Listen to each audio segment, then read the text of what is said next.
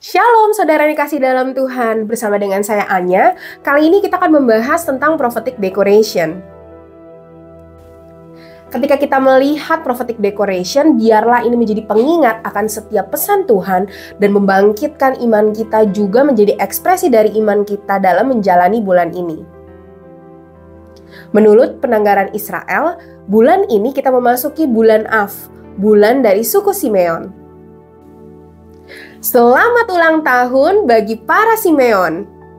Biarlah bulan ini kita semua bisa mengendalikan setiap emosi kita.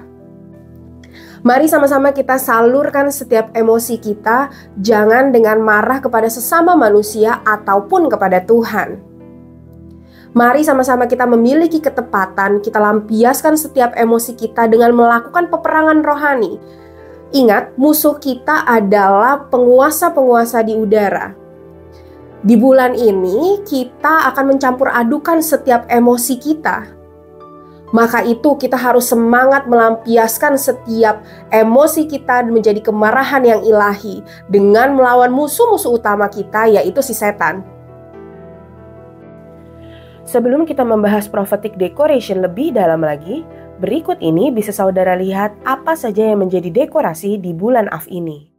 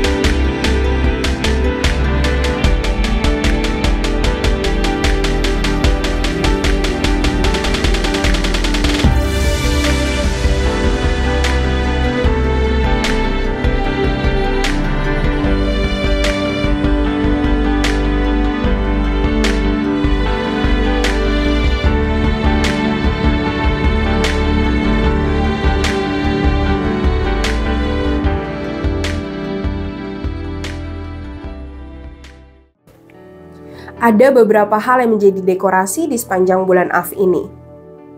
Yang pertama adalah peti harta karun yang terbuka di antara reruntuhan atau puing-puing.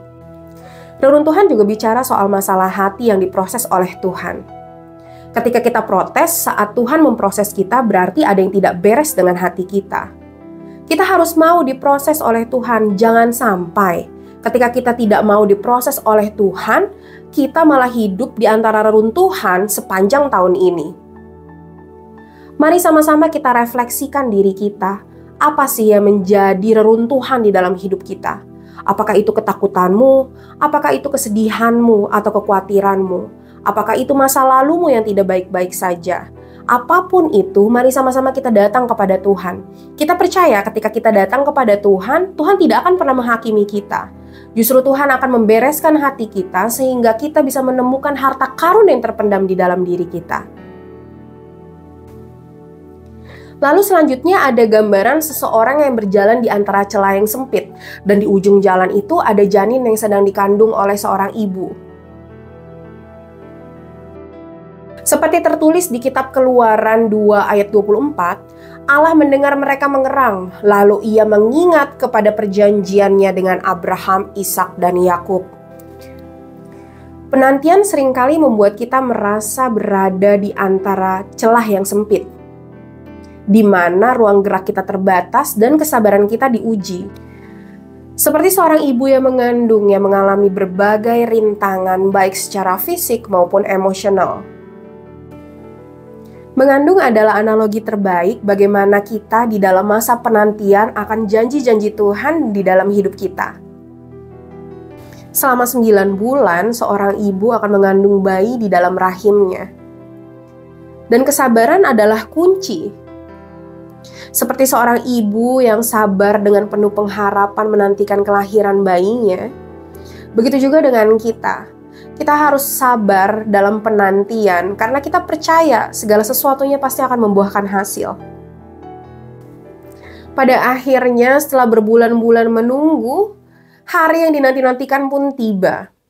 Proses kelahiran adalah puncak dari penantian selama ini. Seperti seorang ibu yang mengerang saat melahirkan anaknya. Begitu juga dengan bangsa Israel yang mengerang dan berteriak kepada Tuhan sehingga mereka keluar dari perbudakan dan masuk ke tanah perjanjian. Begitu juga dengan kita di bulan Av ini, saudara. Mari sama-sama kita datang kepada Tuhan, kita mengerang dengan doa secara terus-menerus dan tidak putus sampai mujizat datang ke dalam kehidupan kita. Mari bersama-sama kita terus semangat dalam berdoa. Pray until something happen. Av dalam bahasa Ibrani adalah Avi, yang artinya adalah Bapa. Kita percaya dalam melewati celah yang sempit ini, penyertaan Bapa sempurna atas kita. Bagaimana Bapa di sorga akan menjadi penasehat dan penghibur bagi kita. Kita percaya juga bahwa penyertaan Tuhan sempurna atas kita sehingga Roh Kudus memampukan dan membimbing kita agar kita bisa melewati setiap celah sempit dalam hidup kita dengan baik. Dekorasi profetik ini tidak hanya untuk di gereja ya saudara, tetapi saya mau mengajak saudara juga untuk menerapkan dekorasi-dekorasi ini di rumah. Nah, salah satunya di bulan Av ini saudara bisa mencetak gambar dari dekorasi di bulan Av ini, lalu saudara tulis firman Tuhan yang menjadi kekuatan saudara di sepanjang bulan ini. Contohnya seperti ini ya saudara, saya mencetak foto atau gambar dari dekorasi di bulan Av ini. Saya juga tulis firman Tuhan yang menjadi kekuatan bagi saya dan keluarga saya. Lalu saya taruh nih di samping tempat tidur saya. Jadi ketika saya mau tidur ataupun ketika saya bangun, saya langsung menyatakan firman Tuhan yang tertulis di gambar ini. Saya mengajak saudara untuk melakukan hal yang sama juga. Saudara bisa men-screenshot gambar dari dekorasi di bulan Av ini, lalu saudara cetak dan jangan lupa untuk menaruh firman Tuhan di gambar tersebut. Saudara bisa taruh mungkin di cermin-cermin atau di pintu-pintu atau mungkin di samping tempat tidur juga. Jadi ketika saudara melihat, saudara bisa langsung menyatakan firman Tuhan. Karena di bulan Av inilah saatnya kita terus-menerus menyatakan firman Tuhan, bukan mempertanyakan Tuhan. Kita percaya Tuhan selalu punya alasan baik di dalam hidup kita. Demikian saudara, pesan-pesan Tuhan dari dekorasi profetik kali ini.